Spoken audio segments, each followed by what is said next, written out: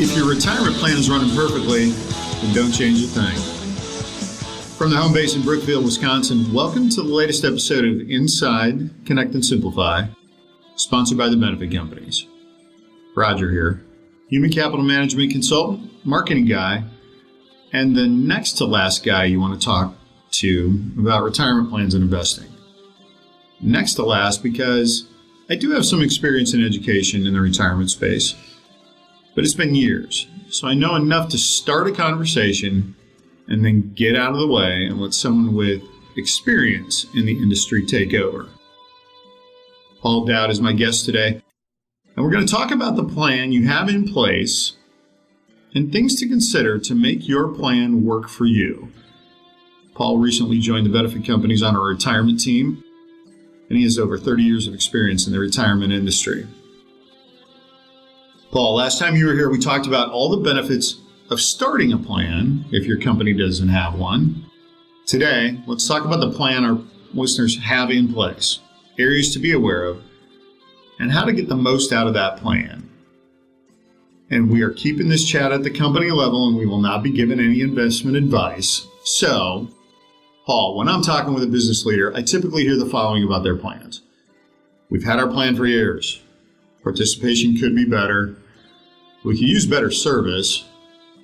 I would like more education from the consultants. I don't know who picks the plan options. Things along these lines. So when you, as a consultant, are starting your conversation with a company leader, where do you start? Well, Roger, first of all, thanks for letting me be part of another podcast here at our home base. At our last podcast, we did focus on listeners who don't currently have a plan. So for those who have an existing retirement plan, we do offer a complimentary review of their plan. And the first part of that review is to work with the sponsors to determine what their goals are for the plan and if they're doing everything possible to avoid those potential pitfalls. So what are some pitfalls? Well, pitfall number one, and serious, is to not be ready for a surprise audit. The Department of Labor and IRS, to name just two, can audit a plan at any time. Based on those audits, they have the power to issue significant penalties. We're talking significant fines. Participants and beneficiaries can also sue plan sponsors and business owners. So here's some ideas of how you can be more ready for an audit and to keep you out of trouble in relation to lawyers who might want to come after retirement plans. Number one, you need to know who the fiduciaries are on your plan. Therefore, if I meet with a plan sponsor, I want to start with the question, who are the fiduciaries? Business executives and staff may not know their fiduciaries because being a fiduciary comes from what you do. In other words, your actions determine whether you're a fiduciary, not your title. So they could be a fiduciary even if they don't know it. And when a person's a fiduciary, their personal assets are on the line for their actions as a fiduciary, especially in relation to retirement plan. So with a few minutes of conversation, I can actually help a business determine who their fiduciaries are and what those people should be doing. That's step one. Number two would be to make sure the plan sponsors have written minutes of their sponsor meetings with documentation that actions have been taken based on those minutes. And by the way, our team does help draft minutes for our clients. That's a very important step that needs to be done. And another thing is to know what documents the auditors will want to see. So the IRS and Department of Labor have audited many plans in the past. It's pretty simple to get a list of the things they tend to want when they do those audits. It's nice to have those on hand before the audit were to come up. And then another thing that gets a lot of employers into trouble is you want to be sure to document that your contributions have been put in on a timely basis for the time period that you've been running the plan. And by the way, the IRS, DOL, their definition of timely basis is as soon as administratively possible. So as soon as you're able to separate those contributions from payroll, they need to go into the retirement plan. These are just a few ideas that can help prepare for an audit. Our team can actually provide a lot more. So that's really pitfall number one, and I gave you a lot on that because being ready for an audit is a big deal, and it can help a plan stay out of trouble. But number two, another pitfall would be that contributions are not being classified correctly. So by the way, when I talk about classifying correctly, contributions can be classified as 401k contributions, match contributions, safe harbor match contributions, Roth 401k. So the entities that are making these contributions for you, both on your side as well as the providers who you're using, need to know that the contributions are being classified correctly. So usually the third-party administrator is an entity that can help monitor this and make sure it's getting done for you. Another pitfall is that the plan is a mystery to the participants. And this is a pitfall to me because plans are usually put in place to help attract and retain employees. You want to make sure those highly valued key employees really see this plan as a benefit. So if the employees don't understand the plan, they're not going to value it as much as they should. So we focus a significant amount of our time in the area of employee guidance and education. And by the way, one of our goals is not to just inform people, but truly guide them to take action that's going to be the best for them. And pitfall number 4 is the plan is not providing the management of the organization with the maximum tax deferral that they could potentially receive. And that's an important thing because, again, there's nothing wrong with designing a plan to help the owners and the company to accomplish their goal. The key is once the plan is up and operational, it must be operated for the benefit of the participants and there not be any discrimination. But it's okay to design a plan to help provide tax deferrals for the people who can take advantage of those. So a business owner could be wasting money on a poorly designed plan, and they could end up with a much better plan with some simple design changes. That's a huge starting point and a lot to gather in one starting point. But let's go a little deeper on a couple of things. So no business owner wants to really take on any risk if they can help it, or more risk. Certainly they don't want to bring their personal liability into the play. What do you explore with these plan sponsors after educating them about these pitfalls you just described? So after hitting on the pitfalls, which again, we want to make sure plans avoid those pitfalls, and with some work it can be done, we really want to dive into the 2 different silos of a retirement plan. And silo number 1 is the administration, and silo number 2 is the investments. All right, so talk about those 2 silos and focus on the issues, the blind spots, the risk. Go ahead. Okay, so first let's start with the investments. There are many laws that apply to retirement plans as well as legal cases. And some of these legal cases, by the way, have multi-million-dollar settlements. And with these cases and the records, we can actually learn from them and help us identify issues and risks and help plan sponsors in the end keep an optimal running plan. So here's some of the things we found.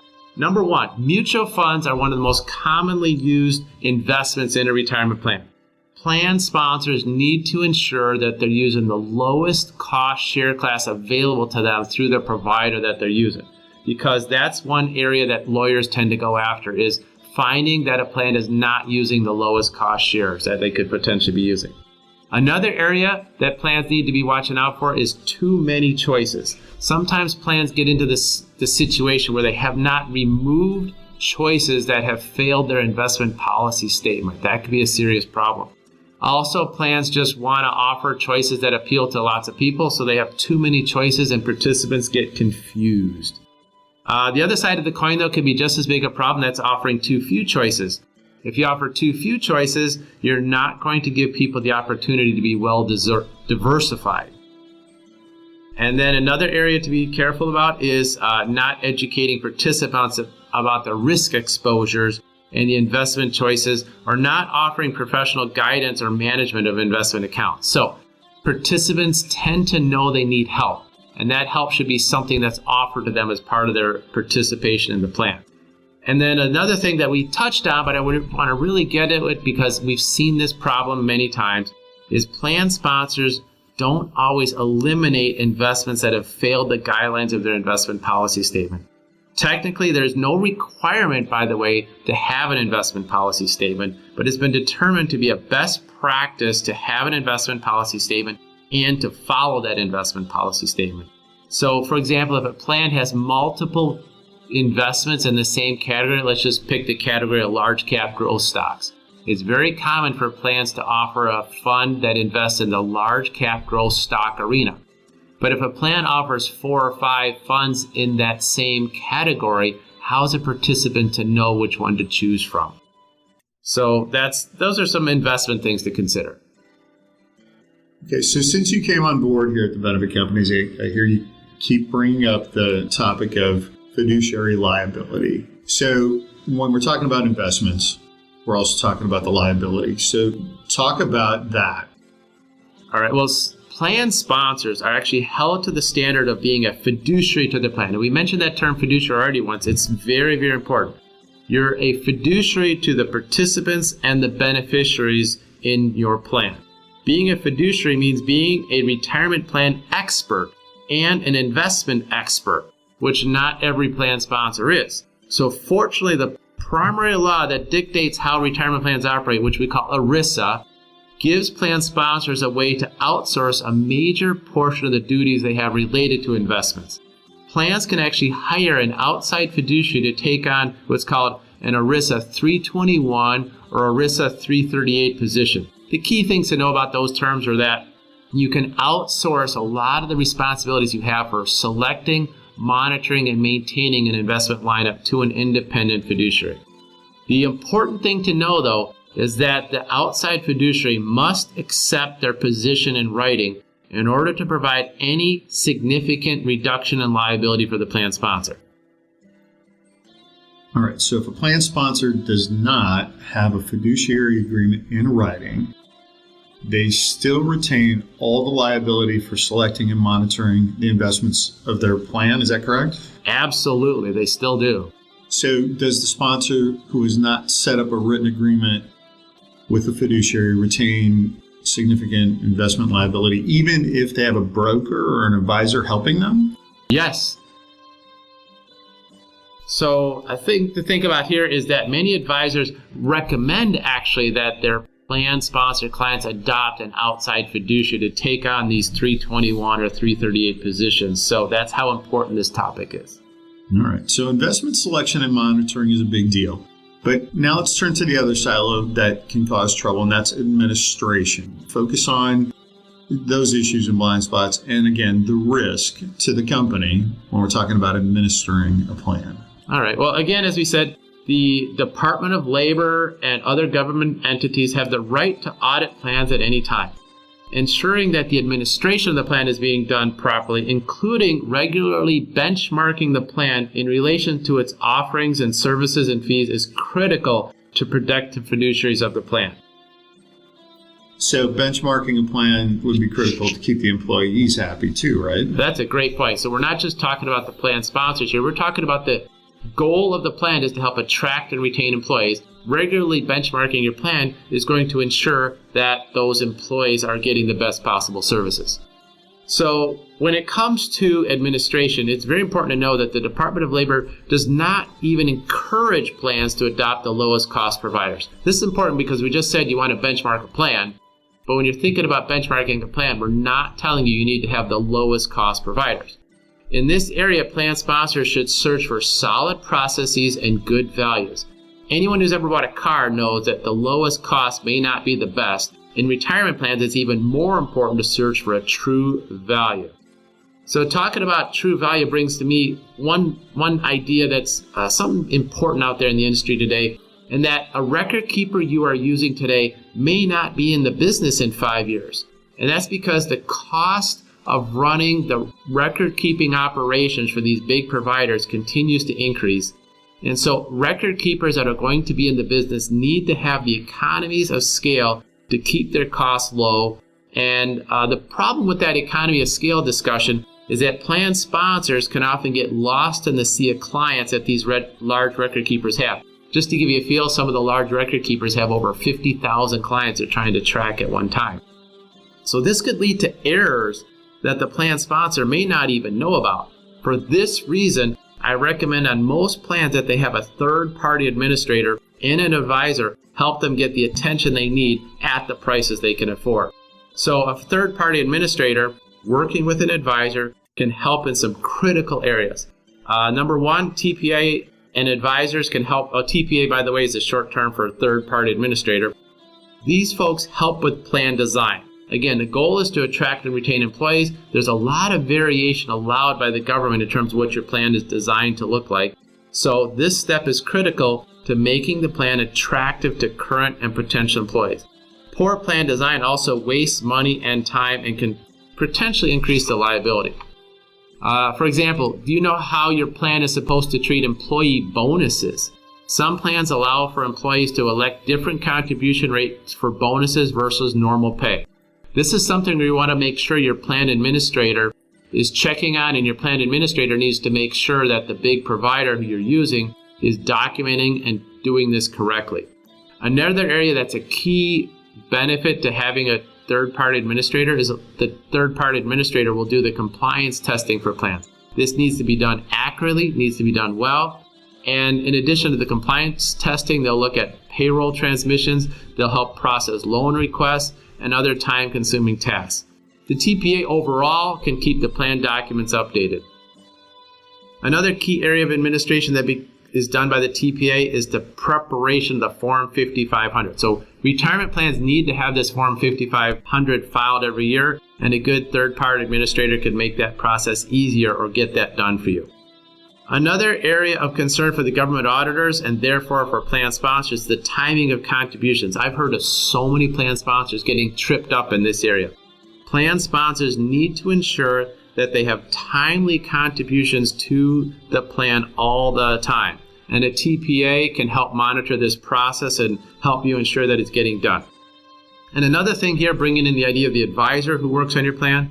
A good advisory team can help ensure that the minutes are being taken and recorded at the plan review meetings. This is key because if a government entity visits and basically wants to do an audit, they're going to want to see the minutes of your plan, and they're going to want to know that those action items listed in the minutes have been actually acted upon. There are a lot of issues that can cause a plan sponsor problem. So how does our team help prevent those problems? Well, first of all, we conduct plan reviews on a regular basis at least once a year for our current clients. These meetings help our clients stay aware of their fiduciary duties and document that they're running a plan that complies with the regulations. These meetings also help us collaborate with the sponsor to know how we can best help the participants.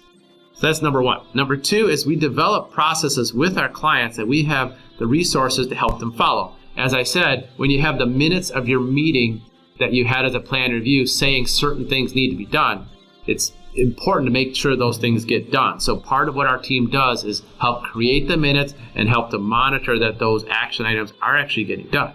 So our processes will involve all areas of the plan, including advisory services, employee education, and third-party administration. Our team monitors all of these processes to take steps off business owners wherever possible. And number three, we keep current on the trends in the retirement space. So we actually take a lot of classes, we attend training so that we can keep current on what's going to help our clients. So the government seems to come up with new regulations every year. Seems like they come up with a new regulation every year. So it really takes a team to keep up with these new rules and regulations and to help clients stay in compliance. Another aspect of our role relates to data quality. We act as a buffer between the large national providers, who we said have a lot of clients they're trying to track at the same time, and our clients. We help ensure that our clients never get lost in the shuffle of thousands of clients at these big record keepers. All right. Well, you've talked about a lot of issues that can cause a plan sponsor some problems. What can a plan sponsor expect if we take over a plan? So we're not converting to a new record keeper, but just as the service team for their current record keeper.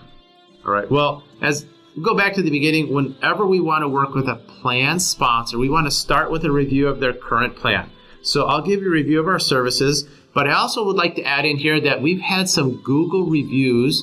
And if you go to the connectandsimplify.com website, or you go look on Google, you can see the reviews, and a lot of those reviews relate to our retirement plan team. And fortunately for us, they're very nice reviews, so I would encourage you to read those and read how actual clients feel about our services as we take on clients. So I think it would take many pages to talk about all the services we provide. However, let's talk about some of the most visible. So number one, we'd review a plan and their latest Form 5500 filings to look for any red flags or issues where we could make immediate improvement. Then we want to collaborate with the plan sponsor to ensure that the plan design fits the goals for their plan. Then we're going to continuously monitor the plan cost. So that starts with that initial view, but continuously moving through the process. Why that's important is because as plans grow, the assets in the plan can often help the plan dictate lower costs with their providers. But if they don't know to ask for those lower costs, they're often not moved to those lower cost places. So we do that. We take that as part of our job to monitor the cost for the plan. And that gets into the whole idea of benchmarking the plan on a regular basis, both for service and cost. And then another area we think is very important, as we already talked about, is we'll ensure that an ERISA fiduciary is installed in writing, one of those 321 or 338 fiduciaries to help take a lot of liability off the plan sponsor for the investments in the plan. And we'll still work with that fiduciary to do a thorough review of the investments offered and help implement any needed changes to the investment menu. And on an ongoing basis, there'll be a continuous monitoring of the payroll process at our clients so that we ensure that the plan flows smoothly, and if there's any errors, they're corrected in a timely manner. And the plan review meetings here are delivered by licensed representatives, which means we really have people who know what they're doing go talk with our clients and ensure that all these key points are being done well. And another area is we work with the plan sponsor to ensure that employee notices, which there's required employee notices that must go out to a lot of these retirement plans, and we'll have make sure that the plan sponsor knows what those notices are, that they're done well and scheduled for delivery. And one of the areas that we are most proud of and most visible with the plan sponsors is in the area of employee education. So we design and deliver employee education advice to ensure that each employee has access to the wealth building that they need. So over an overall summary of what we do, because I just gave you a lot of different points there, is that we provide peace of mind to the plan sponsors and the participants for all of our clients. Nice. All right. So if you were to give me a couple thoughts, what are the most glaring areas that you see and you go, we got to fix this now? What would those be? Right. Number one, if a plan cannot document that they've done a benchmark of their fees and services in the last 5 years, it is at serious risk for Department of Labor fines. Specifically, I've heard of a case, I think it was in Seattle, where a plan sponsor could document what their fees were that they were paying to their current provider, but they couldn't document how those fees related to the industry and if they were getting a good deal. And that actually caused them to be fined. So we're not just talking about something that might happen. This has happened. The other thing is that the investment in selection and monitoring, if those have not been outsourced in writing to a ERISA 321 or 338 fiduciary that has the resources to back that claim, that needs to be fixed ASAP. And then the third area is if the employees have not had any education in a few years, this is a big problem. We need to remedy that situation as soon as possible, because isn't the purpose of the plan to attract and retain highly valued key employees? So employee education is critical to that. All right. So to tie off how we stand apart at the benefit companies, talk about how our integrated human capital management platform that connects human resources, time labor management, benefits, payroll, and retirement plans in our house in a cloud-based system makes us the most efficient way to administer all these processes. Well, when we talk about what makes life better for a company, for the business owner, there's lots of steps that they have to do every day. And I'm sure when they were youngsters, they didn't wake up in the morning and think about doing HR as one of their dream jobs. So when you bring our firm in, we take those steps away from the plan sponsor that they don't want to be doing. They want to focus on their job. So if we can take on the human capital management, if we can take on the payroll, if we can take all these areas in-house where we can integrate those and keep the plan sponsor informed of what's happening, work with them, collaborate with them, but have us do the steps that they don't want to be doing with the resources that we have to get it done right, the end result is happier participants with a plan sponsor that has more time to do what they want to be doing, which is what got them to where they are today. Got it. So, to recap, if you're talking to a business owner and they have an established plan and they haven't had an outside experience review or audit of the plan recently, what do you recommend? I would say let's start by find us at connectandsimplify.com. Click contact to request that I contact you, and we'll get the process started. All right, Paul, thanks for your time again today. Appreciate that. And as Paul said, for more information, go to connectandsimplify.com and find us on the contact form, and we'll get back to you and we'll talk about your plan. Thanks for listening. Be well. Kurt Otto here for Benefit Companies. How much better would life be with a dozen on-staff experts glad to be responsible and accountable for human resources, payroll, benefits, insurance, and regulatory compliance? Experts current on regulations, able to answer any question accurately, working diligently, implementing efficiency, saving business and employees time, frustration, fear, and money. Insource, the Benefit Companies. We connect and simplify every aspect of business administration. Insource, the Benefit Company. Connectandsimplify.com.